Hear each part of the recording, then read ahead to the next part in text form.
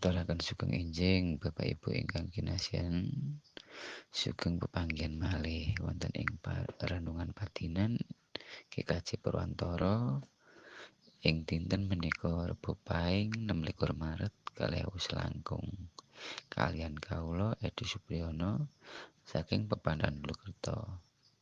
Dene ing wanci menika kita badhe sinau bab pangandikanipun Gusti ingkang badhe kapetik saking Injil Lukas bab 13 ayat ingkang 18 ngantos dumugi 21. Dene ingkang badhe kaos inggih menika ayat kaping 18 ingkang mekaten suraosipun. Gusti Yesus banjur ngandika, "Kratone Allah iku umpamane apa? Lan kena diumpamakake apa?" Mekaten sabda pangandikanipun Gusti. Rahayu kagem sedaya tiyang ingkang sami midhangetaken lan kersa nindakaken wonten ing pagesanganipun saben dinten. Hosiana. Amin. Bapak Ibu ingkang kinasihan dening Gusti Yesus Kristus, saking pitakenanipun Gusti Yesus menika tansah ngimutaken kagem kita sedaya lan saged kita ginakaken kagem jejer waosan ing wanci menika. Bapak Ibu ingkang kinasihan dening Gusti Yesus Kristus, menawi kita madosi wonten pundi kratoning Allah menika lan saged dipun umpamakaken menapa kita mboten badhe pinanggih wangsulanipun kejawi kita sami purun ngakeni bilih kratoning Allah menika wonten ing diri kita kiyambak. Ananging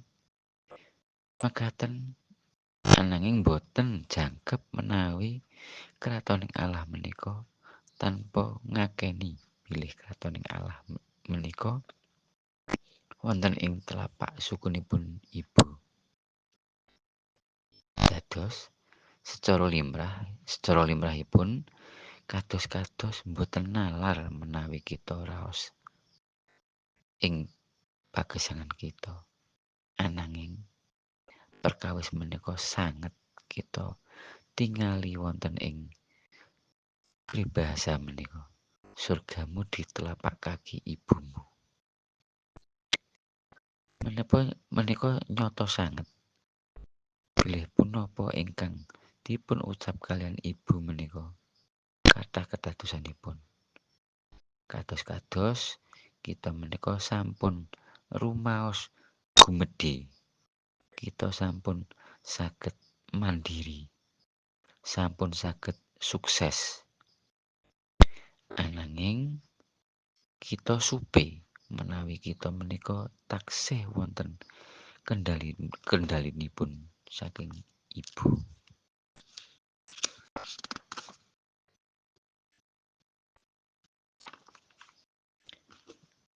Sampun ngantos sang ibu menika paring pitembungan ingkang damel kita menika mati langkah utawi saged dipun wastani anak tak berfungsi.